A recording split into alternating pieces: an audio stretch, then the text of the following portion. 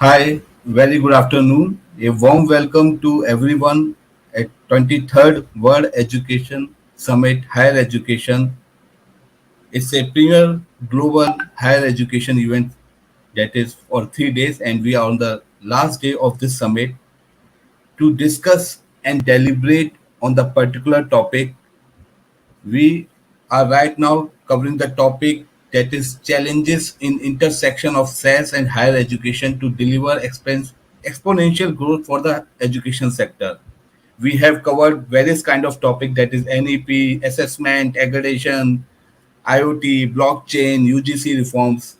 So this is the one of the most important topic that we have chosen for this World Education Summit, that is intersection of SaaS, that is software as a services in the higher education.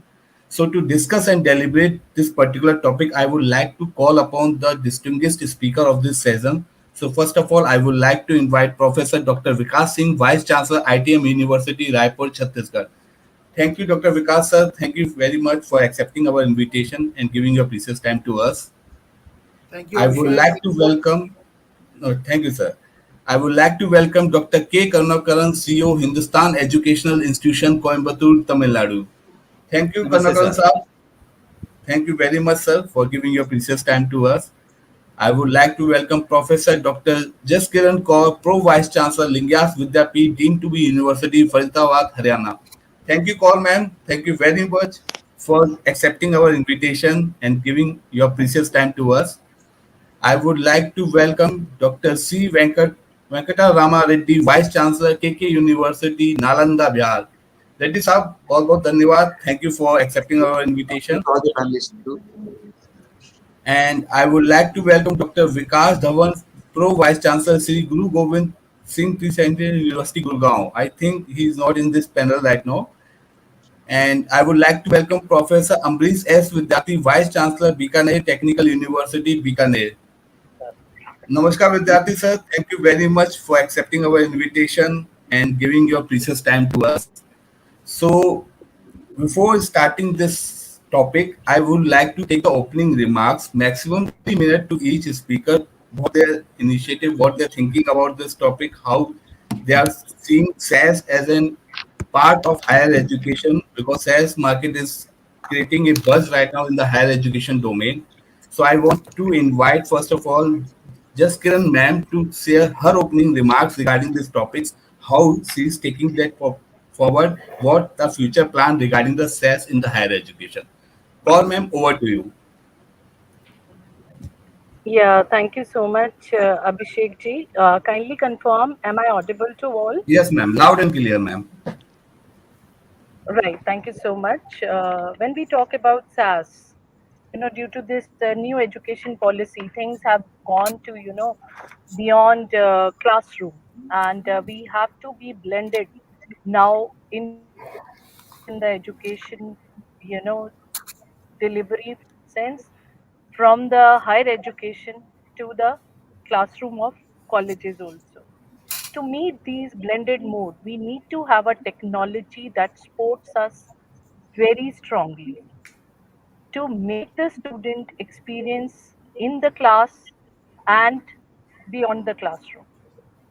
When we make them connected in India, especially, in last complete 1.5 year due to COVID, we have seen education industry has gone beyond the threshold what was expected out of them, and we have reached to the international standards also. Still that connectivity at some places is a very big challenge for all of us. Due to this, we are opting, we are giving choice based credit system to the students. They are opting for the credits. They are going ahead with the faculties of choice. We have tried to, implement this NEP in 2 3 steps right now in our campus. But the biggest challenge that we are facing is connectivity with the students, how they understand. If they are in the classroom, we have tried to make them industry linked also, because with technology, no boundaries. We can have international people also along. But technology is a big challenge at this point of time. How to make it accessible at a student place. when in India still those network availabilities are not there. I can take up even my example. Today, I had to travel due to some convocation at one place. I was a chief guest there. So on coming back, I had to deliver this. Connectivity was not there. Then I had to check it up what exactly is the place and how I can be connected in this particular platform. That's the biggest challenge. Number two, students are not getting that type of training to learn how they are going to schedule their classes. Even if they are being given their, LMS, a complete connectivity platform that as many hours they spend, then the next module will be started. That kind of training is not there. And then I am fully agreeing that everybody in the panel will agree with me that teachers also need that type of training, because till now they have been teaching traditionally. We have made studios there. They are making on different platforms their videos. They are making collaborative, and they are going with the dynamic excels to make them understand by putting all the best material there. But still that kind of training is not with every faculty. We need to think how to train a teacher first, so that we can go ahead with the implementation of new education policy as well as smart delivery of content. These are the few challenges which I face, and I think every university must be facing. In this budget, the education spending has gone all time low. Private sector, due to COVID situation, is also suffering a lot. How to proceed with certain paradigms to cross those boundaries? A private sector is suffering. Even yesterday, I was discussing, I would like to tell here, I had interaction with the Punjab University Vice Chancellor, sir, while we were discussing on certain things that, even after 2 years of pandemic, still paper movement in a complete university has not gone down. That implementation of LMS and ERP is not that trustworthy. How to go ahead with that? We had to cut meetings there where every department presented, especially academically, that how to make it available to the student as per their timings, as per teachers' timing. If I go department by department, we have made them, industry connected. When it is connected with the industry, students take classes in a different time zone. To deliver that content, again, they are not able to have that much amount of, you know, learning, or I'll say they are not able to connect to what exactly is required to be delivered. Their practical exposure makes a big concern. Their assignments, their content delivery,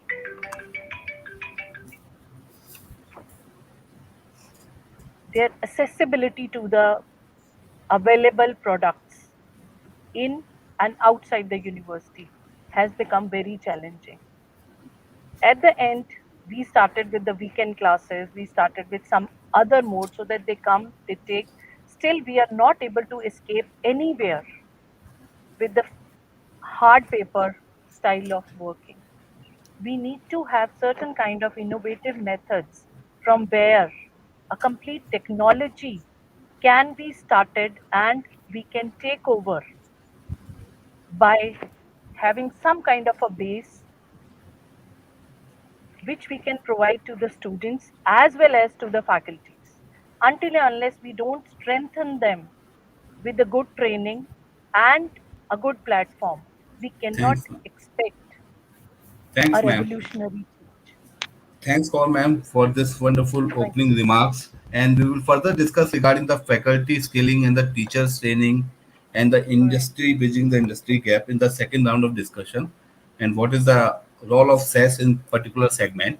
So, coming to the Karunakaran sir, I want to take your opening remarks on this particular topic.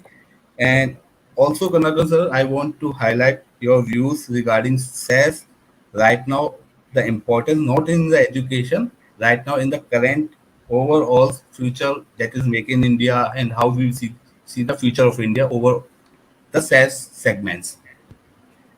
Over to you, Kanaka sir. Good, good afternoon, everyone. My greetings and respects to all my co-panelists as well as to the audience who have joined in this World Education Summit. SaaS, Software as a Service. See, as per the recent survey, India's software as a service industry could reach $1 trillion in value and create nearby 500,000 new jobs, maybe in another 5 to 7 years' time. There are more than 1,000 funded startups and 13 unicorns in the country's SaaS sector, generating as much as $3 billion in annual subscription revenues, according to the recent report by SaaS Boomi. The number of unicorns could increase tenfold, maybe in another about 5 to 7 years' time, reaching a $1 trillion US dollar economy. That's the prediction from SaaS Boomi. See, this cloud computing is an emerging technology. It is a growing technology which can change traditional IT systems. It plays a very major role in today's technology sector. People are using it every day through one way or other. Our education sector is not out from this phenomenon. At the present time, teaching method is changing and students are becoming much more recent technologies to incorporate in the teaching and learning methods.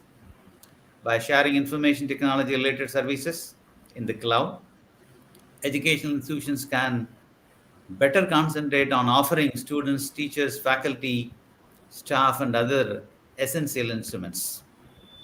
Really, a service provider is necessary for this process, cloud computing area.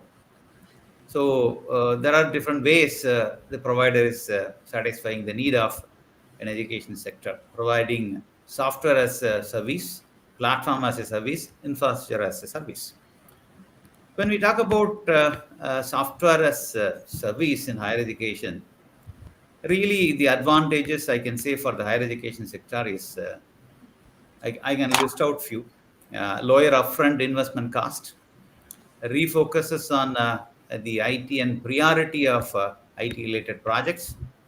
Really, the learning curve, we could find the deviation from the normal system, scaling up, scaling down as and when necessary, very consistent in terms of pricing, enhancing the security. All these, I can say, benefits to the institutions like us. Then why we need to choose SaaS? Without that, probably we cannot move forward. That's the present status.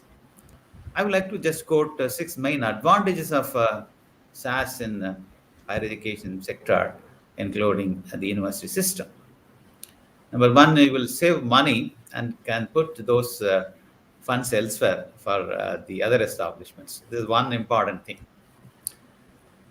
And the e-learning platforms or LMS or CMS, whatever it may be, always can be updated because now NAC, NARF, other accreditation systems wants the data as on when, as I mean, maybe on the way in which we are working is almost on monthly basis. We are collecting the data. I think this may be easier if you are keeping the system completely updated. And institutions' data will be more reliable, secure, probably more flexible to adapt for the industry changes. Maybe I see these are the advantages of having software as a service in the education sector. Maybe with this initial note, Mr. Abhishek, thank you. Sure.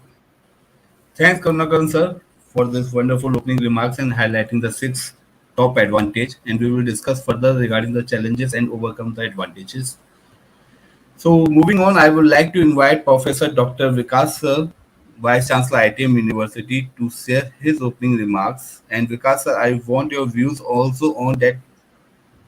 At what level we are going, depending on this SaaS, in terms of placement, in terms of admissions, in terms of data analytics, in some terms of all the activities, cloud computing. So because higher education institutions are depending directly or indirectly on the SaaS. So what's your views, Vikas, regarding this, and what is the future that you are seeing after the 5 or 6 years basis of the SaaS? Right, Abhishek, thank you very much. First of all, for inviting me, and my greetings to all the co-panelists present here. Uh, it's really, very interesting and very important topic to discuss. SaaS, and Dr. Karunakaran has wonderfully, listed all the benefits which we can see. The first SaaS which I used was long back, I would say about 7 years back, when we used Salesforce to manage our, marketing team. We were having about 20, 30 locations where our centers were there.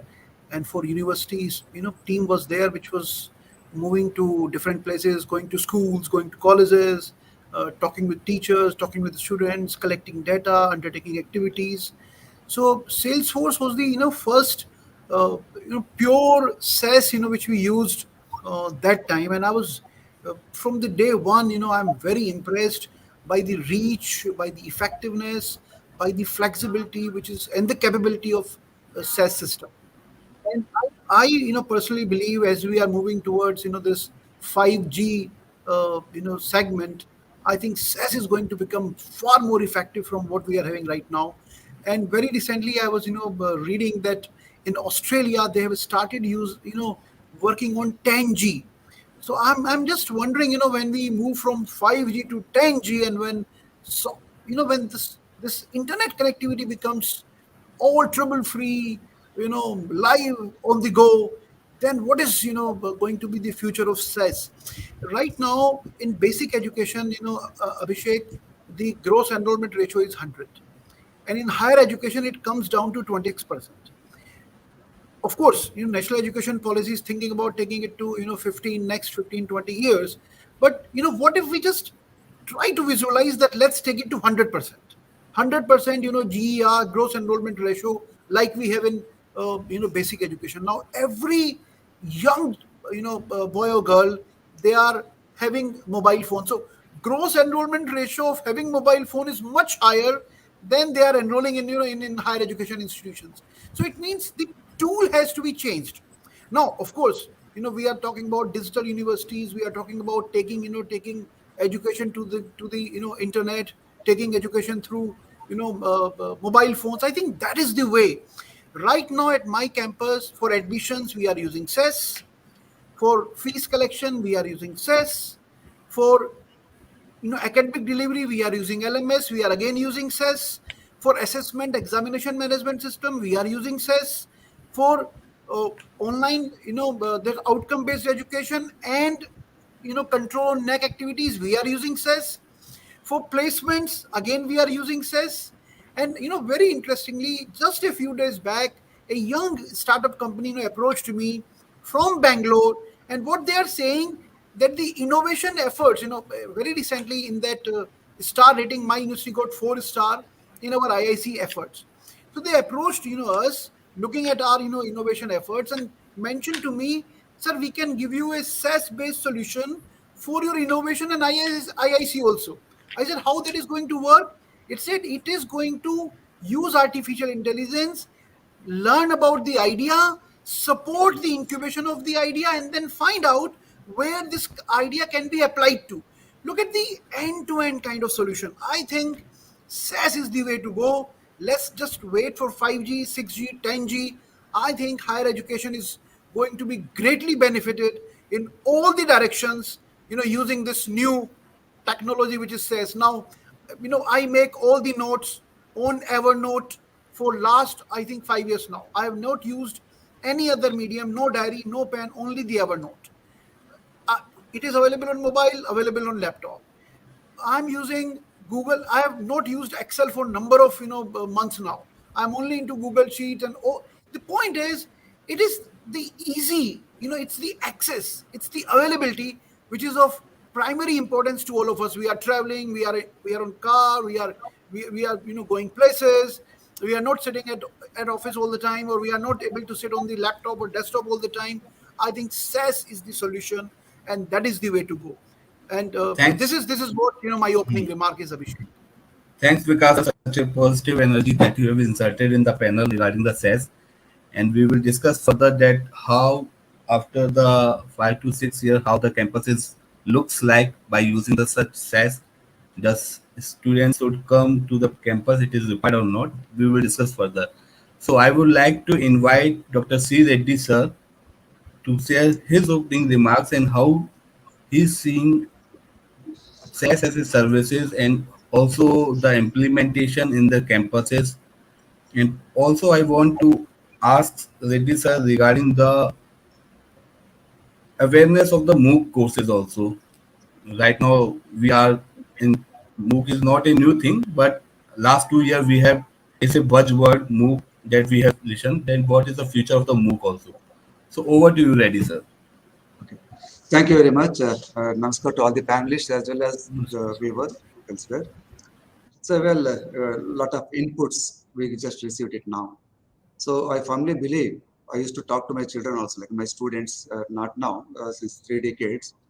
Like a change is the only constant. Rest, everything is changing. So, this COVID accelerated the process of switching over from a physical mode to virtual mode. Today, also, we could be able to connect each other. Otherwise, it's really very difficult. Thanks to this particular service, what is that you're using? That's a part of SaaS. Okay. So this is the ease at which we could be able to reach the anything and everywhere. So now services like LMS, whatever you are talking about, those things we started having it. And Abhishek, you asked me MOOCs now. MOOCs were there before pandemic also. In fact, I started using these kind of OCW of MIT, open courseware kind of thing in the late 90s itself.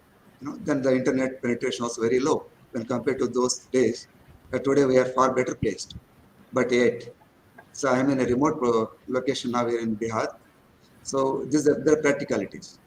So no service provider able to give me, be it any service provider. I don't want to take names of any service provider. So I carry 2 mobiles having 4 SIM cards of different service providers. So whatever service I get it, I'll be using it. So that is the kind of alternate arrangement I could able to make for myself. So, but can anybody and everybody can have this? That's another question. That's one part of the story. Next is, as Madam said in the opening remark, the training for the people which is needed. So MOOCs also, though they were there for the students available, for the teachers available for a long time, so its utilization is not that great extent. So those who are interested in, they could be able to do it. No, otherwise no. And also these COVID made us to switch over to this online platform or virtual platform. And here also we could be able to have 2 things. Now Government of India in the NEP and recently Prime Minister said it's a digital university. So the very concept is, as Karna also pro unicorns is agreed. It's a big business opportunity for the many people. When the industry grows, naturally employment generation also happens. Okay? So that way it's a win-win situation for everybody. So coming to this, so some services, as our Professor Vikas Singh said, we are already using SaaS in the university system for certain services. When it comes to the teacher and student interactions, so there we have little problems and issues. So teachers on the front of teachers also, they have to learn and then in real time could be able to share to the certain students where they can able to have it. Now all said and done, during our interaction also, the cover madam, when she was delivering, we had little problem with the technology. So some words we missed also. So this is the what is called as now we are directly connected, and this mode of learning is also called as a synchronous system. In real time online, I am available to you, and I could be able to talk to Abhishek and share. Whereas there is other thing, asynchronous. So maybe I can just have a wonderful studio where I can record my lecture or talk and put it on the SaaS, such that anytime, anywhere, So that's a concept. So that is a blended mode kind of thing we can have it. So which is good, which is no not, is a million-dollar question. Million-dollar question. Sure. So both have their own pros and cons. You know. So if you look at the people who are working elsewhere, for them asynchronous learning may be better. I'm working in the software industry. I get like weekend activity. So during the weekend I can just learn. So these things also can be integrated. So when it comes to the asynchronous mode, then we have to understand how I'm going to record my lectures and deliver to them, and what must be the size of the lecture, like our NPTEL now. I'm not criticizing anybody, okay? So myself, I could not able to watch entire video at a go, that NPTEL lecture series. 40 minutes, 45 minutes, difficult for me to go through and keep track of what is that I was just having. So there is a research. The any student who is watching this kind of videos or lecture recordings, so they have a retention capacity, or the absorption capacity maximum 6 minutes. So that means we need to revise our way of teaching. So in 6 minutes or less than 2 minutes time, if you could be able to deliver a small topic such that impact will be much better. So how we are going to have it? Perfect. So these are the issues which we have to look Sure. into, and maybe we'll discuss further. No, this is the one reservation. 100%. Both ways. So this is the one So point we thank, have. thanks, Eddie So sir, for this about wonderful opening remarks. And we will discuss further how we can revise the way of study, the teacher-student interaction through the various solutions. So I would like to move on to Professor Vidyarthi sir. Vidyarthi sir, we need your opening remarks on this particular topic as well. I need your views also on that. Vidyarthi sir, as technology is increasing, so there's a burden on the universities and their administration also regarding the implementation of technology in the university. That brings a costing for the particular university. If you bring the technology, there's a cost involved that directly implemented to the overall fees structure. So that is a big challenge for the university also to gain the pace in this technology-driven world right now. To gain, because new technologies are coming day by day. You have to implement AI also, MI also, IoT also, big data also, SaaS software services also, MOOC classes also. So with that is how we can deal this challenge, and what are this opening remarks regarding the SaaS as a service in the higher education. Vidyarthi sir, can you unmute yourself?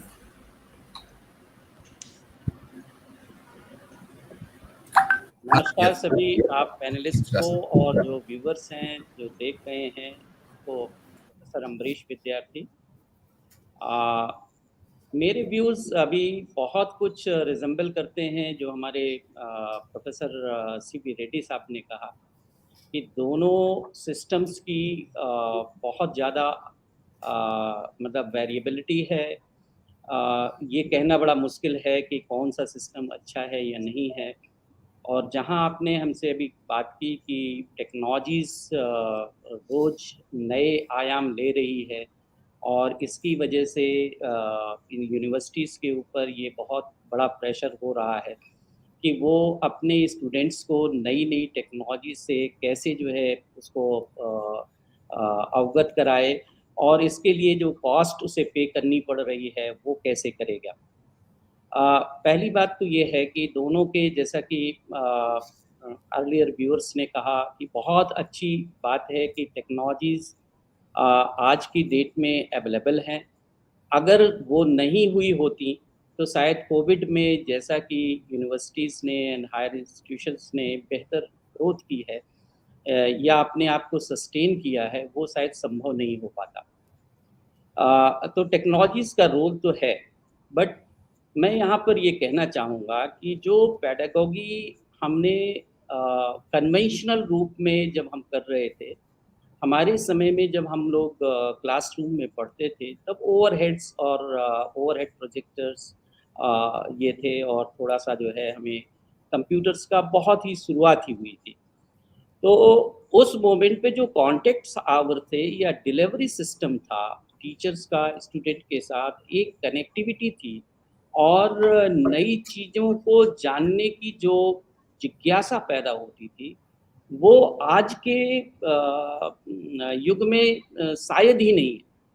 ये जरूर है कि हमारे पास बहुत सारी technologies हैं, even we have the number of the advance mobiles and this will be available to hand of each of the students, most of the uh, the person who are coming from very good family or sound family.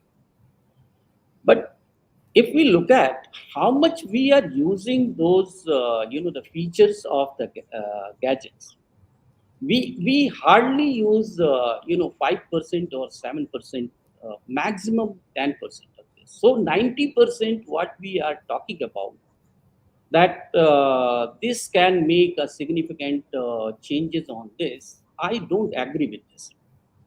First of all, we need our the teacher has to be trained on those technology backgrounds, platforms, and then they have to go for the more effective pedagogy. Because if we have the technology and what we are looking for or we are seeing in most of the institutions or university systems, where the teacher is get prepared with some slides and some presentation and then just vomit in the class, right? So this is the things, that is the things, and this is the way. The new information or the creativity, cultivating the creativity among the students is the major issue. And unless until we focus on this, so we cannot even succeed. Secondly, that whatever the topic is, that the exponential growth, we all know that at the early stage it is a good one, but as we move at the advanced stage, it is saturated. So based on this, exponential trust is required. I fully agree on this, but to maintain it, a lot of interaction is needed. So the SaaS has definitely the roles, and as the Dr. Karunakaran was telling, that a lot of $1 trillion the economy is there. But being a teacher, we should cultivate our students not only as a technocrat or a higher the scholar of learning, rather they should be well connected with the society. So we should be very careful in using those technologies or going forward or afterward to the technology. Rather, whatever the best way. In some of the cases, like if we have to go for the image analysis, it is very difficult to draw in the the pages and other things. But at the same time, if you are designing this on the blackboards, that would be much more comfortable. Students are much more comfortable. So I think both blending mode is good enough. That's the my point of view. Thank you. Thanks, Vidyarthi sir. Thank you very much for this opening remarks. So I request Vidyarthi sir, can you mute your mic because right now? Sure. Thanks for that. So we have taken the opening remarks. We have a huge positive aspect for the SES. So right now we will move on to the further second round of discussion regarding the impact and the future scenarios. So I would like to invite Karunakaran sir again for the second round of discussion. First of all, Karunakaran sir, I want to ask regarding the concept of digital university. Will it work or it will just to increase the gross enrollment ratio of the country? Will it give the quality? Mr. Abhishek, right, in regard to this digital universities, almost in every place, this digital platform is developing to see that the students are good enough to learn on their own. Even our existing universities started building the e-content in platforms. Why we have to talk about big e-learning platforms like Coursera, Udemy, and all. Even our own universities, our own colleges now started developing the e-content. The government, through the new education policy, we have just received the draft guidelines from University Grants Commission just 2 days back. Clearly and soundly says that yes, blended mode is going to be the future of the education scenario in India. If it is going to be blended mode or purely on online mode, no doubt we need digital platforms. Digital universities are needed. Still, effective content are needed because keeping a student with the attraction towards the e-learning resources are much more needed in such platforms, because then and there we need to create real wows for the learners in the e-learning platform, because sitting for many hours is not a easy thing nowadays in online platform. Of course, as Professor said, that yes, we cannot replace the personal approach in the learning process. Of course, in addition to that, or whomever willing, or certain subjects need personal attention or offline teaching or coaching, whatever it may be. Now, the recent new era technologies can be learned in online platform very well, whether it is AI, data science, or kind of tools. So, without a student enrolling for a physical mode in a university, one can register in an online university system, and even they can get the degree from online. Our even NEP is leading way forward for that.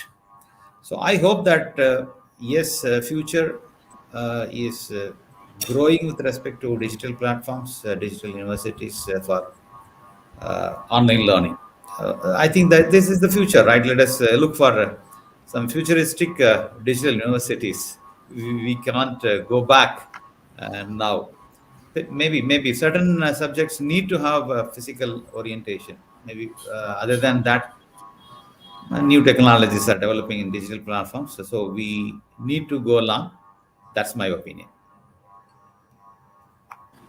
Thank you, Karnakan sir, for this inputs that future is the blended.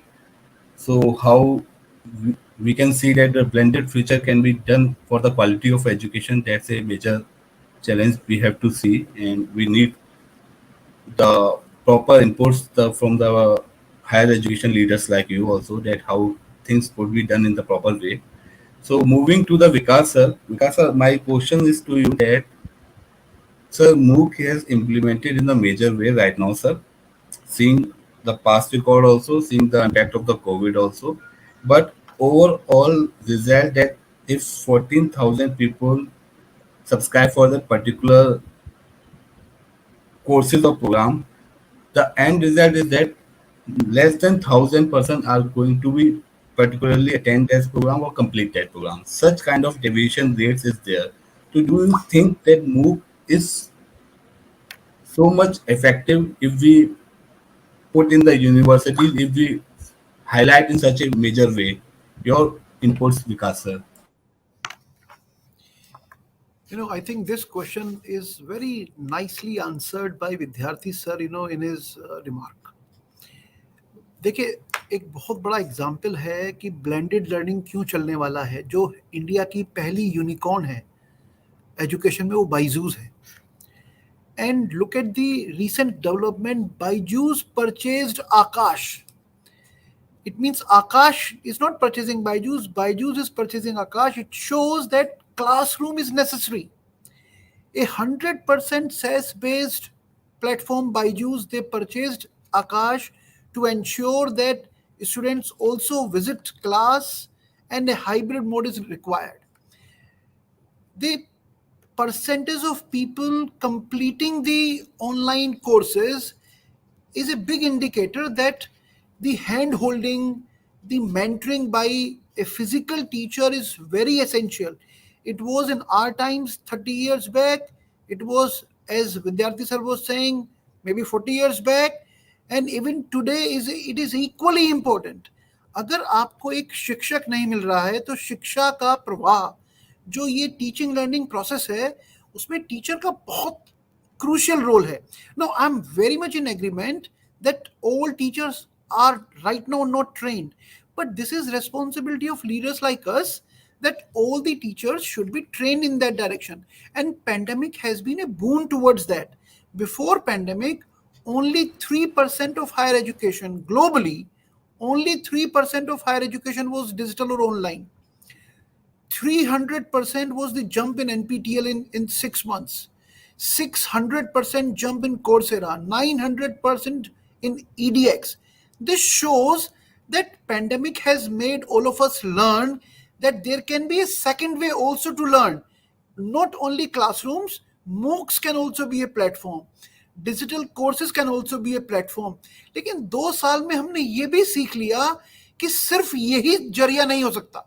अगर हमें अच्छा teaching learning process चलाना है तो हमें दोनों का एक समागम करना पड़ेगा. हमें जो अभी जो नए यूजीसी की गाइडलाइन आई है कि 40% courses can be online and of the offline programs 40% can again be online. I think this is the beauty of this new system, जिसकी तरफ भारतवर्ष हमारी सरकार की देखरेख में, उनके डायरेक्शन में, नई एजुकेशन पॉलिसी में हम उस डायरेक्शन में मूव कर रहे हैं. I personally believe that India as a country, as far as higher education is concerned, is on the right track. हमारा ट्रैक बिल्कुल ठीक है. ये परमिटेशन कॉम्बिनेशन चलते रहेंगे और 6 महीने और 1 साल और 2 साल 5G आएगा, 6G आएगा, मोबाइल की कनेक्टिविटी बढ़ेगी. मे बी हमको 2 मोबाइल और 4 सिम कार्ड्स नहीं रखने पड़ेंगे. जब वो समय आ जाएगा तो उसके बाद हमें पता चलेगा कि सैस या मूक्स कितने इफेक्टिव हैं. बट मेरा अपना ये मानना भी है और मेरी ये मंशा भी है और मेरी ये इच्छा भी है कि टीचर का रोल कभी कमजोर नहीं हो. जो मेंटरिंग की आवश्यकता है, जो हैंड होल्डिंग की आवश्यकता है, जो बच्चे के अंदर साइकोलॉजिकल साइकिल्स चलती हैं, वो कभी बहुत खुश है, कभी बहुत गंभीर है, कभी बहुत दुखी है, उस सारे प्रोसेस में जो लर्निंग है वो एक फिजिकल टीचर ही प्रोवाइड कर सकता है. आप हॉस्टल में रह रहे हैं, बच्चों के साथ रह रहे हैं, सोशल लिविंग सीख रहे हैं, आपको कैसे समस्याओं से जूझना है, कैसे छोटी छोटी परेशानियों से जूझना है, डिसीजन मेकिंग कैसे करनी है. All that require living in hostel, all that require attending classes, peer group activities, competitive activities, debate competitions, case study competitions, इन सारी चीज़ों को आप मूक से रिप्लेस नहीं कर सकते. तो मेरा मानना है कि ब्लेंडेड मोड बहुत आवश्यक है. And to improve the percentage of people completing the courses, that is why enrolling in MOOC and getting hand holding through physical teachers, I think, can be the best solution in the times to come, with improvement in connectivity, improvement in network, improvement in devices, improvement in mobile telephony. ये सब उसी direction में हम लोग जा रहे हैं. Teachers भी स्मार्ट होते जा रहे हैं. टीचर्स को भी अब आप, मैं अगर कोई प्रोग्राम करता हूं तो मेरे सारे टीचर्स यूनिवर्सिटी के वो बिल्कुल हीरो हीरोइन दिखाई देते हैं. उसके ऊपर उनको पता है कैमरा कहाँ लगाना है, उनको पता है लाइट कितनी होनी चाहिए, फेस पे लाइट कहाँ से होनी चाहिए. Now they all have become smart. अभी वो आज किसी भी यूट्यूब का वीडियो बनाएंगे तो वो मेरे ख्याल से शाहरुख खान की वीडियो से कमजोर वीडियो उनका भी नहीं होगा. तो my point is that we are learning, universities are learning, teachers are learning. I think we are on the right track. MOOCs solution है, फिजिकल क्लासेस सॉल्यूशन है, blended learning is the solution. This is my, ये मेरी इच्छा भी है और मेरा मानना भी है. Perfect, Vikas sir, for this high energy and positive impact of the blended education. And I think this is the way forward for the future. And because we think we should get the quality students from this blended education. So moving to the Reddy sir, you have talked in your opening discussion regarding the teachers-student interaction. Vikas sir has much more emphasized regarding the skills of the teachers and the dependency on the teachers. But that is my question is due that how we can skill the teachers with the changing technologies, and is it becoming the overburdening the teachers also? The faculty has their own courses and they have to skill of the for the regarding the new technology, new curriculum is being inserted in the day by day regarding the AI, ML, whatever the new technology. So that is how you cope this situation in your university and what you see the future regarding the faculty skilling. Well, before, thank you, panelists for a wonderful input, particularly Professor Vikas sir. You know, it's in fact nice input, sir. And look, we have to be very practical in our approach. You know, so we have to be realistic also. Now, what is that we are talking, MOOCs and whatever? So whether it's a basic requirement of the student or additional requirement. If it's a basic requirement, so we need to vote for the blended mode of learning. You know, basic need. So anything additionally I want to learn, I can always register for some MOOC course and other things. And whenever I need any difficulty, I can connect with the right kind of a teacher available there. You know? So that's on the part of the student. That means the onus is on the student to learn better. See, if a student is liking to learn, then definitely they'll find some way or other to learn. That's how we also learned, you know. So we are traditionally mechanical engineers, but we have to learn a lot of things. I learned Java through my student itself. It's not that another teacher, because my student was better. So this is the approach we need to have there. So there are certain things it is difficult for us to replace, but everybody has to change. The teacher also needs to change, and student also need to change. So somewhere we have to come together and converge and join hands. No, that's how we can have the Clapper success. So this is the one catch. And as far as the old teachers changing, you know, this is again need. So if they feel the need for change, augment, you know, improve myself, it's possible. And there are a couple of people, you know, I had like, you know, that kind of people also. They say, sir, it's my tenure is about to complete. So I go home and I take rest. You know, such people difficult for change. Whereas the other side of the coin is the most of the youngsters or the middle-aged people, it's mandatory for them to change. Otherwise, industry doesn't need them. You know, this is ultimately it's simple, sir. It's a very pure system of the need-based kind of thing.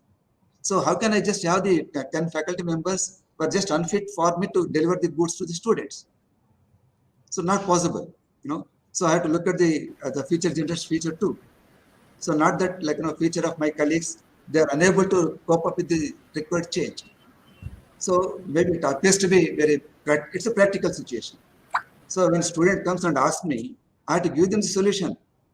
Not that I cannot say I support my teacher. No, you have to learn that way only. Not possible. Because today my grandchild is always having a tab in its hand. You know, so he learns like say bye, hi, these two things quickly. Because if say bye, I'll be leaving him. You know? So that is the attitude within your generation. So we should be so active and precise in delivering the goods. I don't have that kind of luxury that in physical classes I used to spend a lot of time convincing the students. Maybe I always consider the students were the slow learners. So whereas the brilliant student always feeling bored when I'm repeating the things. But now it's not that. We are segregating the groups.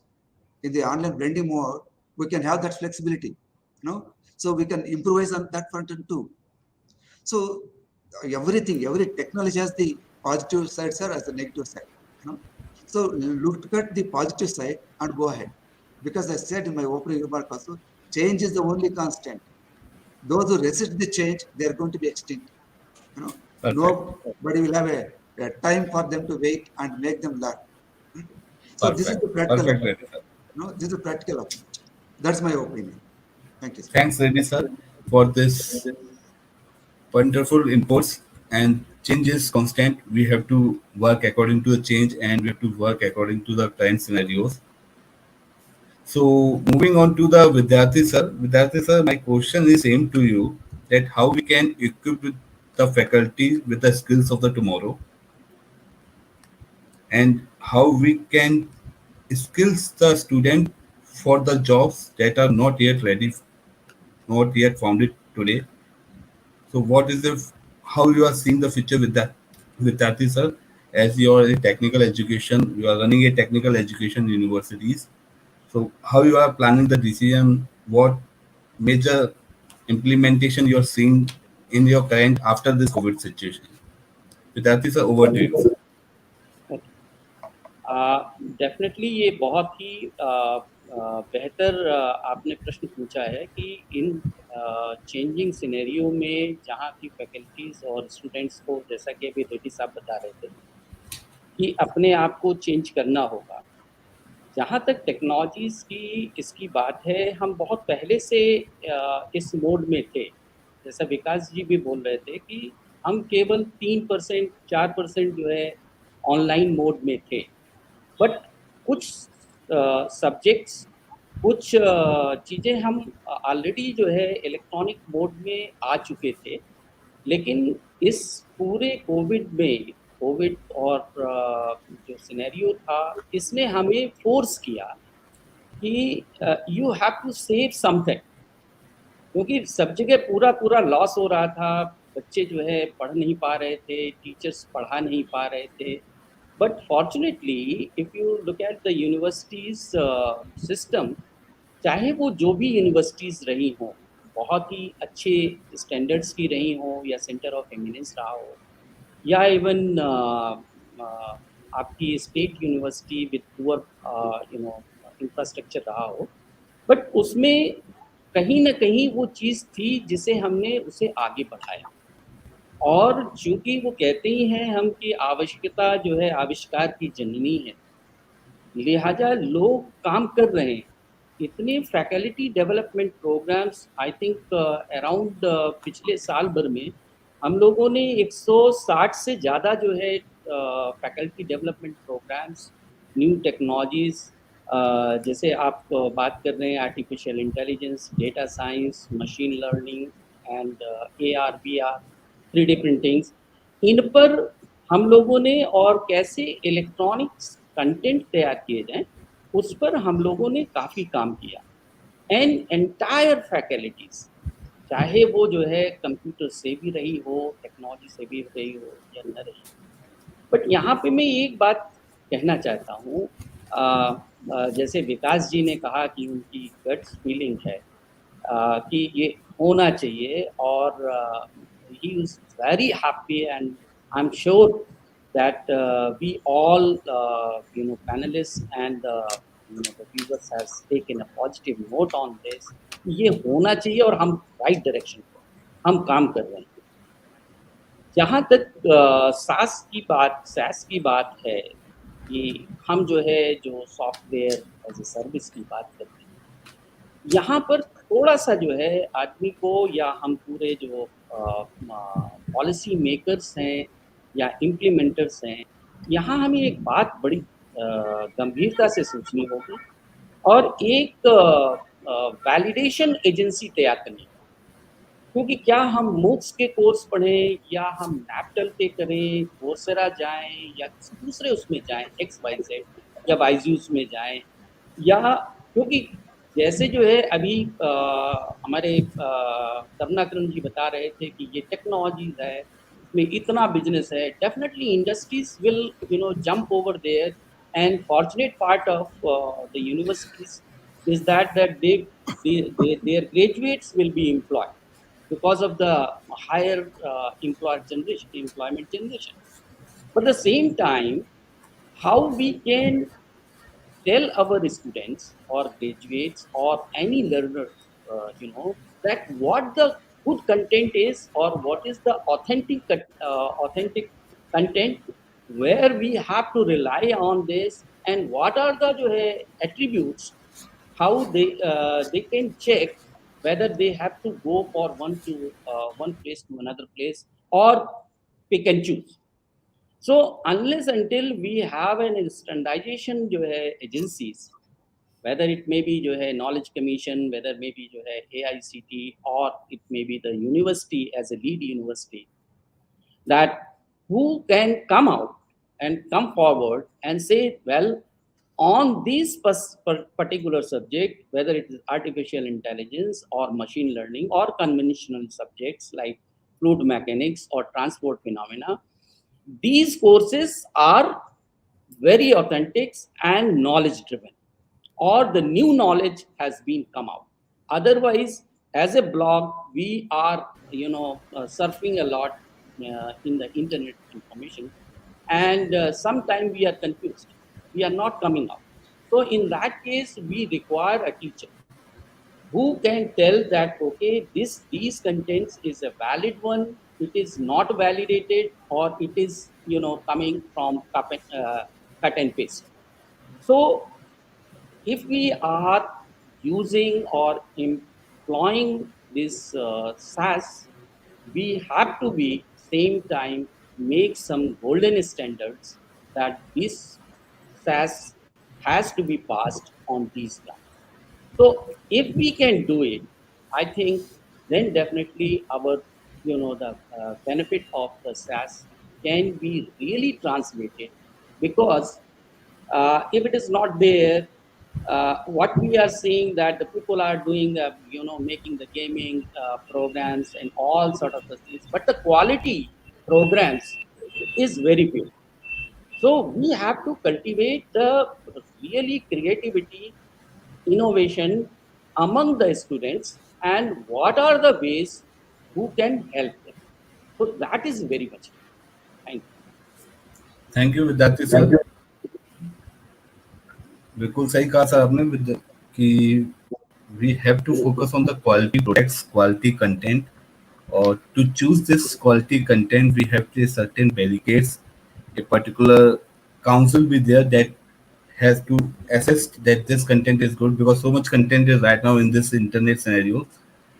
Who can choose, because we have a platform, SWAM, Coursera, Naptel, Correct, such kind of platform, but out of this, how we can circulate this particular topics and particular courses, we have to choose accordingly. So we are on time right now. We so by this we will close wrap up this session, and we will further discuss and deliberate in our next World Education Summit regarding the implementation of SaaS in higher education, what the universities are using and how they are using the councils, what internal dimensions they have changed, what infrastructure they are using. We will discuss in next World Education Summit. So by this, I would like to thank Vikas sir, Reddy sir, Vidyarthi sir, and Karnakaran sir for giving us their precious time to us and our time directly to the World Education Summit, and acknowledging us, enlightening us on this very important topic, because it is very crucial. Every universities, every higher education institute, even the schools are part of SES. They are using it directly, indirectly. We are all connected to a SES through more, through digital mode, through the other modes. And we have some question, Vikas sir, to you, and Vidyarthi sir and Karnakan. We will send by the email. If it seems worthy to you, please do revert. And I request, if all the audience, if you have any question, please drop at educationdigitallearning.in. We will send directly to our speakers.